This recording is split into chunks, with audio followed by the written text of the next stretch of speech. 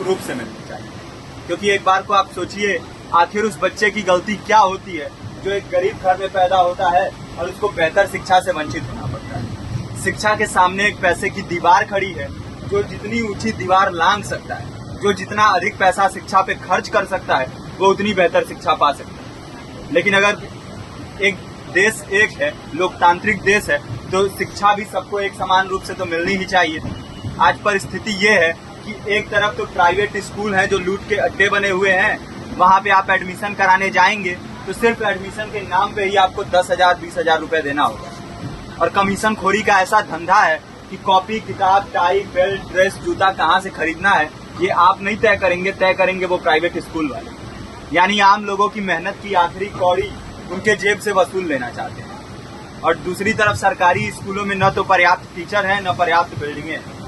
2019 का ही ये पुराना आंकड़ा है कि हर 100 में से 52 स्कूलों में या तो एक टीचर है या 2 टीचर हैं। और उन्हीं टीचरों के ऊपर जिम्मेदारी थोप दी जाती है कि जनगणना करो, मतगणना करो, पशुगणना करो, तमाम काम करवाए जाते हैं। और 19 के बाद से तब से कितने टीचर रिटायर हुए होंगे और 18 के बाद से कोई टीचर की वैकेंसी भी नहीं है। आप खुद भी सोच सकते हैं ये परिस्थिति और कितनी बिगड़ी हो। इसीलिए हम लोग ये मांग उठा रहे हैं, चाहे कोई राष्ट्रपति का बच्चा हो या किसी मजदूर का, सबको शिक्षा एक समान मिलनी चाहिए और निःशुल्क रूप से मिलनी चाहिए। प्रेमचंद ने अपने दौर में भी कहा था कि एक सभ्य समाज में ऊंची से ऊंची तालीम मुफ्त होनी चाहिए और इसका पूरा खर्च गवर्नमेंट को उठाना चाहिए, क्योंकि हमारे देश को फौज से ज्यादा आवश्यकता तालीम की। और शिक्षा से जुड़ता हुआ ही दूसरा मुद्दा हम लोग उठा रहे हैं। दूसरा मुद्दा है रोजगार का। रोजगार की परिस्थिति ये है कि आज सरकारी सेक्टर हो या प्राइवेट, सब कुछ ठेका संविदा के हवाले किया जा रहा है। परमानेंट नौकरियां लगातार घटाई जा रही है।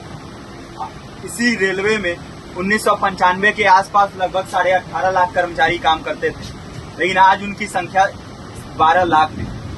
आप खुद भी सोच सकते हैं कितने बड़े पैमाने पे परमानेंट पदों को घटाया जा रहा है। और आज आलम ये है, एक तरफ लाखों पद खाली पड़े हैं, फिर भी कोई वैकेंसी नहीं निकलती। जो वैकेंसियां निकलती हैं उनमें भ्रष्टाचार होता है, पेपर लीक हो जाते हैं। RO, UP police, BPSC, SSC, CGL, ऐसे तमाम पेपर लीक हो चुके हैं, आप लोग भी जानते ही हैं। अभी नीट की धांधली में ये पता चला कि एक एक पेपर 30 लाख से 50-50 लाख रुपए में बेचा गया। हम और आप तो ये पैसा नहीं दे सकते। पूरी की पूरी कारस्तानी सरकार, प्रशासन, शिक्षा माफियाओं की होती है। और भुगतता कौन है?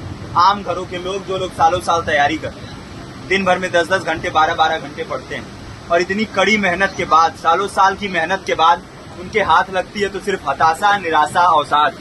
बहुत से छात्र नौजवान जो इस बेबसी में, इस डिप्रेशन में नहीं जी पाते, आत्महत्या तक के कदम उठा लेते हैं। लेकिन ये देश की विडंबना है कि टीवी चैनल, अखबार, मीडिया, नेता, मंत्रियों के लिए कहीं ये कोई मुद्दा नहीं है। उनके लिए मुद्दे हैं तो जाति, धर्म, रंग, नस्ल, अगड़ा पिछड़ा। आज जब पूरी परिस्थिति इतनी भयावह है तो ये जरूरी है कि लोगों के बीच में जाया जाए, लोगों को संगठित किया जाए और एकजुट किया जाए। क्योंकि आज अगर अपने मुद्दों पर बोलेंगे नहीं तो कल को ये परिस्थिति और बिगड़ेगी। हो सकता है ले दे के अपनी जिंदगी तो हम लोग काट ले जाएं, लेकिन आने वाली पीढ़ियों को क्या भविष्य देके जाएंगे, ये भी सोचने वाली बात है। हमारे साथी ने आपको पर्चा दिया है, पर्चा आप तक पहुंच गया है। पर्चे में और भी बातें हैं, इसको पूरा विस्तार से पढ़िए। पर्चे में हमारा नंबर है, संपर्क कीजिए। फेसबुक का, इंस्टाग्राम का लिंक है, आप वहां पे जाएंगे तो आपको पता भी चलते रहेगा कि लगातार किन किन माध्यमों से हम इस अभियान को चला रहे हैं। नुक्कड़ नाटक, संगीत, शिक्षा सहायता मंडल, लाइब्रेरी, तमाम माध्यमों से इस अभियान को चला रहे हैं और कोशिश कर रहे हैं कि बड़े से बड़े पैमाने पर हर जगह पे लोगों को संगठित किया जाए और एकजुट किया जाए। आपके बीच भी आए हैं आपका साथ और सहयोग दें, साथ इस रूप में कि आप भी हमारे इस कारवां और इस मुहिम से जुड़िए।